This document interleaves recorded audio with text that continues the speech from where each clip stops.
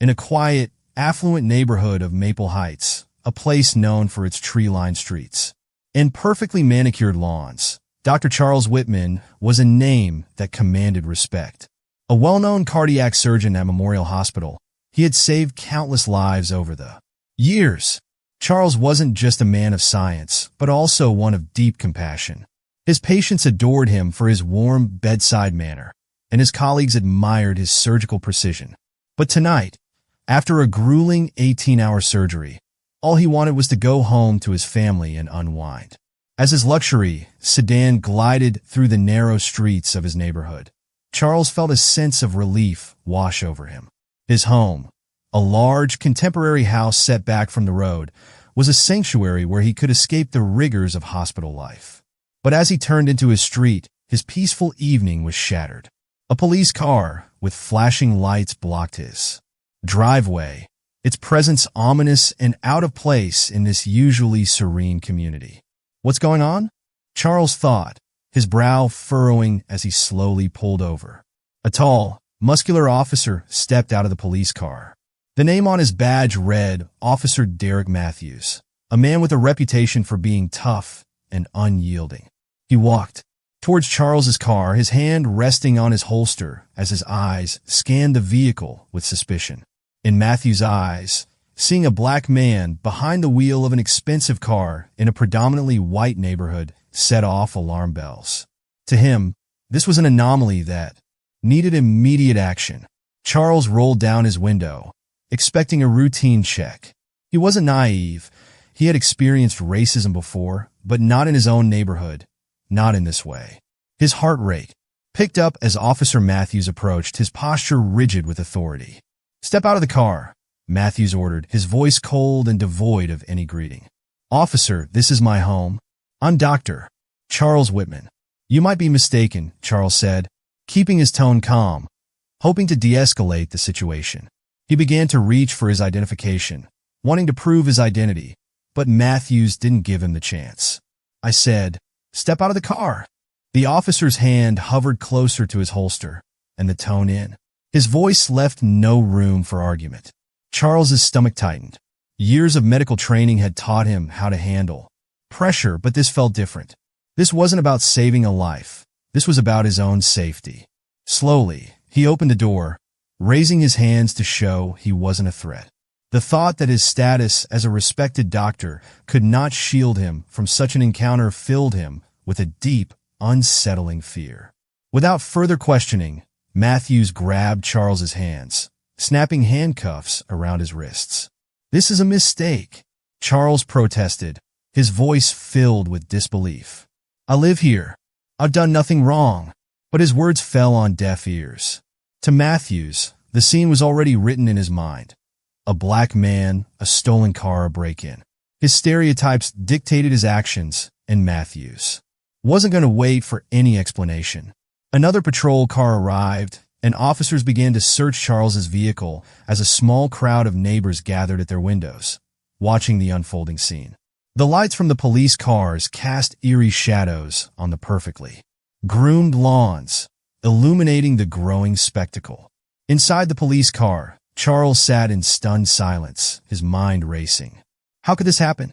He had dedicated his life to saving people, working endless hours in surgery to give others a second chance at life. And now, here he was being treated like a criminal in the very neighborhood where he had built his life. Officer Matthews, meanwhile, felt a strange sense of déjà vu as he drove. Something about the man in the back seat nagged at him. His face, his posture, there was something familiar about it. But Matthews brushed the thought aside, focusing instead on the routine procedure ahead. As they pulled into the station, Charles was led into a holding cell. The cold metal cuffs around his wrists felt like a slap in the face to everything he had worked for. He sat down, exhausted, not just from the long surgery earlier in the day, but from the weight of injustice that now pressed down on him.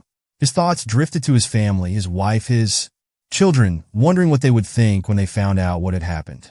Back at the precinct, Matthews was reviewing the details of the arrest when something gnawed at him, forcing him to look closer at the file in front of him. The name, Dr. Charles Whitman, leaped off the page, triggering a memory he had long buried. Years ago, Matthews had been in a horrific car accident on a slick highway late at night.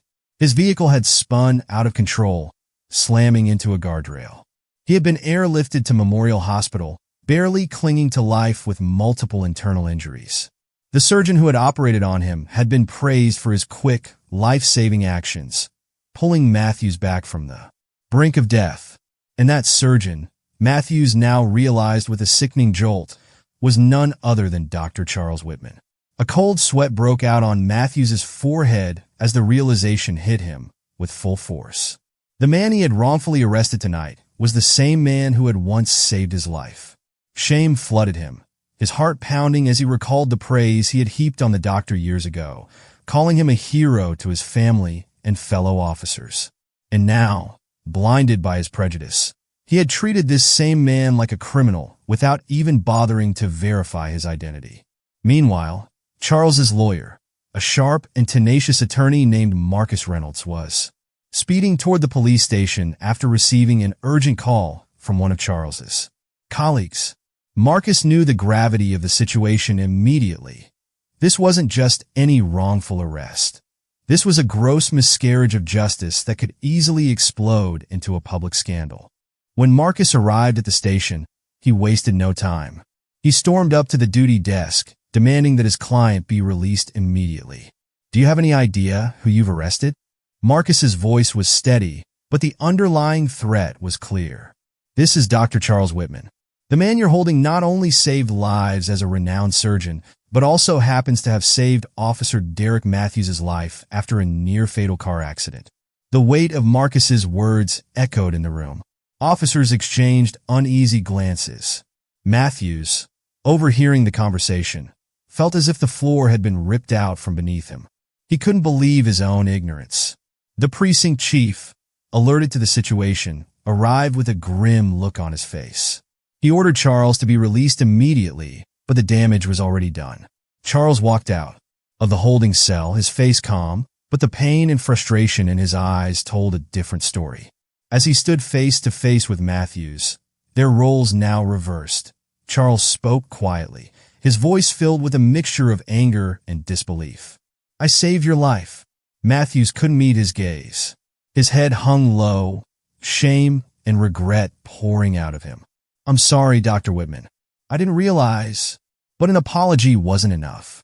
This wasn't just a mistake, it was a symptom of a much larger problem. Matthews had allowed his prejudice to dictate his actions, and now he was standing before the man who had once saved him, knowing that his actions could have destroyed Charles's career and life in an instant. The news of the wrongful arrest spread quickly. Social media exploded with outrage, and within hours, it had become a national story. People across the country were calling for accountability, not just for Matthews, but for a police system that allowed such biases to thrive unchecked. Back at the hospital, Charles returned to his work, but the experience had left a deep scar. He knew that no matter how much he achieved, no matter how many lives he saved, he could still be seen as nothing more than a threat in the eyes of some. For Matthews, the fallout was swift. He was placed on administrative leave, pending an internal investigation. But more than that, the experience had shaken him to his core. The man who had once seen the world in black and white, who had relied on his instincts to judge people, was now forced to confront the deep-rooted prejudices that had shaped his thinking for years. One evening, unable to sleep, Matthews reached out to Marcus, requesting a meeting with Charles. He knew he couldn't undo what he had done, but he needed to try to make amends. Reluctantly, Charles agreed to meet him. The two men sat across from each other in a quiet conference room, the tension palpable. Matthews spoke first, his voice halting and unsure. "Dr. Whitman, I'm not asking for forgiveness. I know what I did was wrong, but I need you to know that I'm committed to changing, not just for myself, but for everyone else who's been wronged by people like me." Charles listened, his face impassive. He had heard these kinds of promises before, but something about Matthews's tone made him believe that the officer was sincere. Yeah, the road to change was long, and words were just the beginning. "You have a lot of work to do," Charles said quietly. "And it's not just about me. It's about Every person who's ever been judged because of the color of their skin. Matthews nodded, his eyes filled with remorse. I know, and I'm ready to do that work. The two men parted ways that night, but the impact of their meeting lingered. For Matthews, it marked the beginning of a new journey, one of redemption, reflection, and the difficult task of confronting his own biases. And for Charles, it was a stark reminder that, even in the face of prejudice, the fight for justice and equality was far from over. The wrongful arrest of Dr. Charles Whitman became a symbol of a larger movement, a call to action for reform and accountability in law enforcement. It was a painful experience, but one that sparked necessary conversations and changes, both in the community of Maple Heights and across the nation.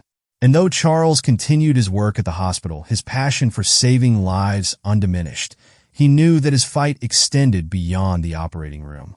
Now, it was also about ensuring that no one else would have to face the injustice he had endured.